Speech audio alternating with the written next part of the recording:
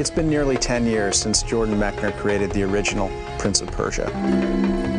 It was a game that revolutionized the industry by setting new standards in terms of quality of animation, integration of storyline and character, and devious traps and puzzles.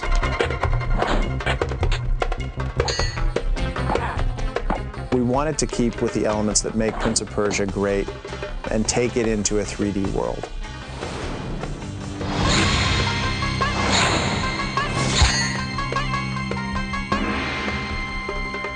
The process really starts with a vision. For us, it was easy because it came from the legacy of Prince of Persia.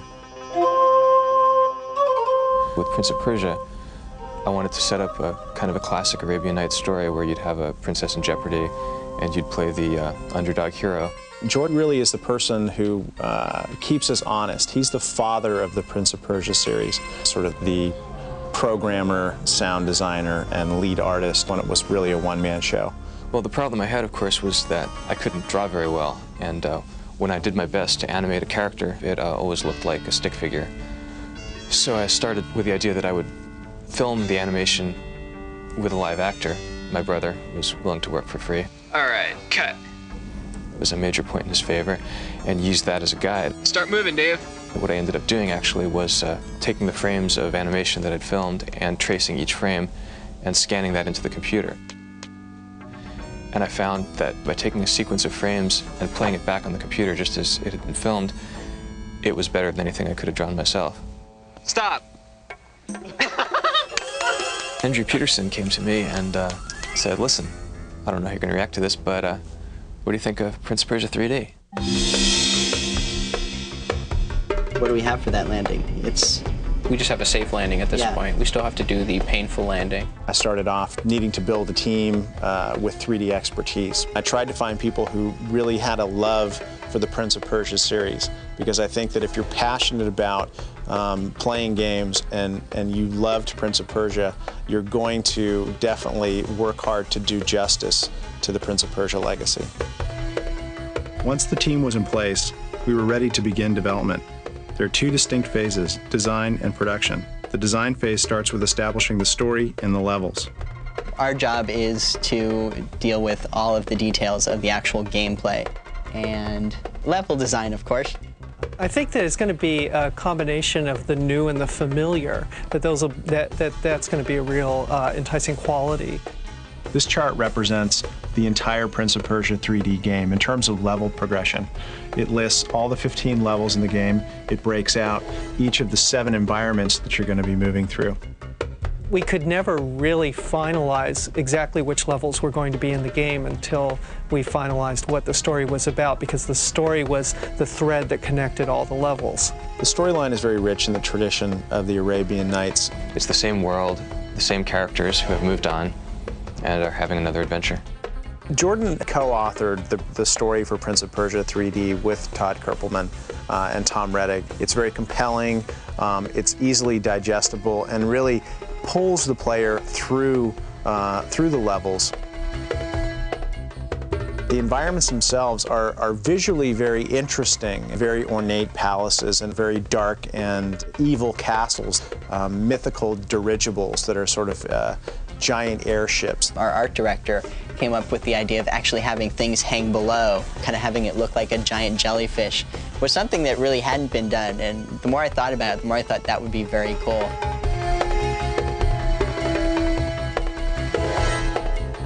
It's not just the levels. The traps also play a crucial role in Prince of Persia 3D.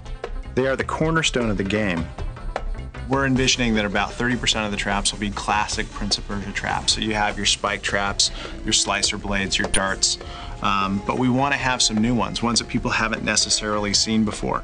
We're going to have a catapult, which if you step on it, it will fling the prince off on possibly a bed of spikes. Angled blades, in which the first blade cuts off your shins and falls and slices you in progressive pieces. Once the design is locked down, we begin the production process, starting with the visuals. For each of the different levels, I went through and I researched collected all of the different books and compiled them into different reference materials so I can give out to the different artists. He has researched all of the information on 9th century Persia, has tried to draw all those elements out from sort of the ancient aspect of things, but sort of put a contemporary spin on it. And it all starts with sketching things out right here at the drawing board. Usually kind of just get an idea in my head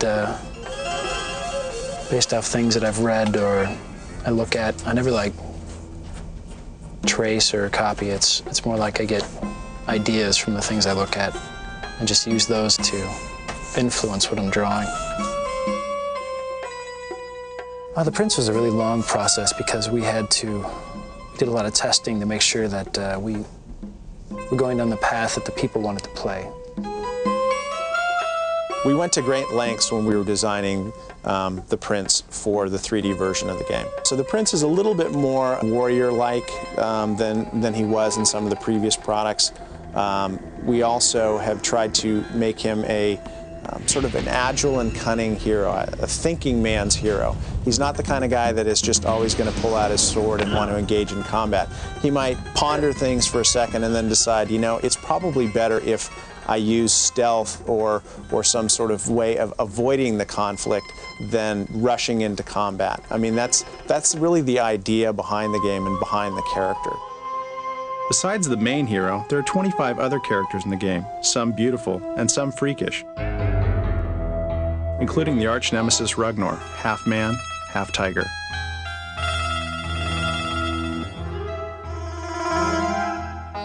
Once Chris completes the design of a character, an orthographic drawing is made, which is basically the blueprint of the character design, and that's handed on to Paul Davies to create the 3D model. He builds both high polygon count and low polygon count models of every single one of the 25 characters that are going to be in the product. To make a character talk, it's not difficult at all. To make a character act and you know, convey the emotions that are necessary to carry the dialogue, that's actually very difficult. There's a lot more that you have to kind of take into consideration when you're dealing with geometry. With a drawing, basically, what you draw is what you get. With a model, it's very important that you know, the same kind of scrutiny go into all of the facial expressions and all of the phonemes. So one of the things that we have done here is try and focus on those traditional concepts, and a lot of our animators have a traditional background. Once the models are complete, they're handed off to the lead animator. This guy was modeled in 3D Studio Max and brought into this program. It's called Motivate by the Motion Factory. Relatively new program. We're pretty much breaking it in. Here's the infamous ledge pull-up, and the classic move from the original Prince of Persia. We tried to, with all of the signature moves of the Prince, we tried to keep them just like the originals, but of course adding that third dimension. We've gone through and have done a motion study where we're trying to understand human movement. On this project, we chose not to go with motion capture. We are going to just study the video, take what was important, and then just animate it from scratch. And I think we've proven it works. Prince of Persia was built upon fluid animation and seeing that character come to life on the screen.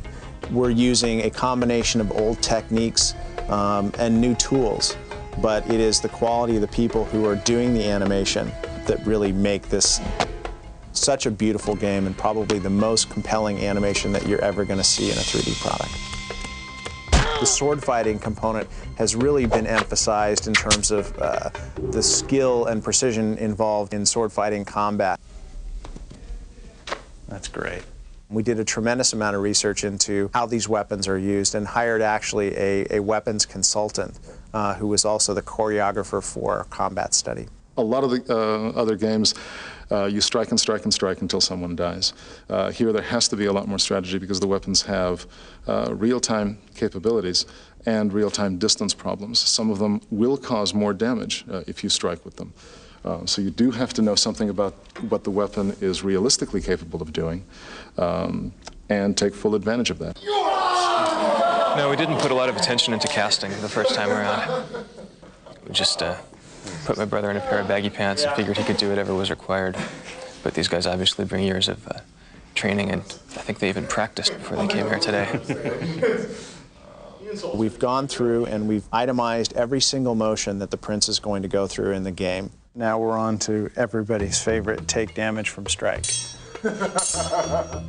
Once the animations are complete, they're given to the 3D programming team and the game comes to life.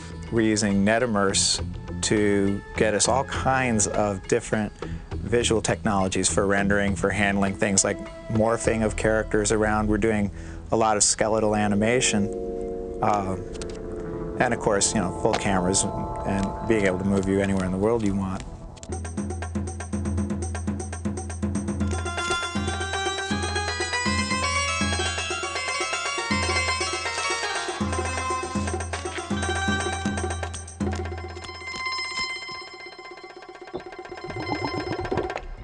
The emphasis is really on adventure and less on action. The game is going to be weighed probably 75% on adventure or the exploration of vast 3D environments that are going to be very diverse and very rich.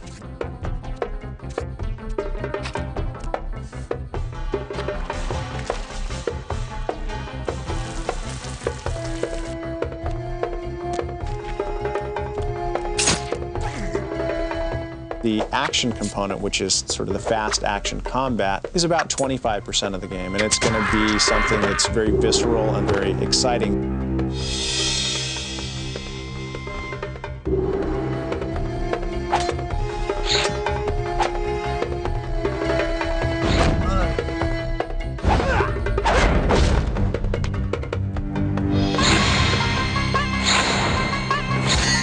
The fans of the original Prince of Persia series are going to go crazy over this product.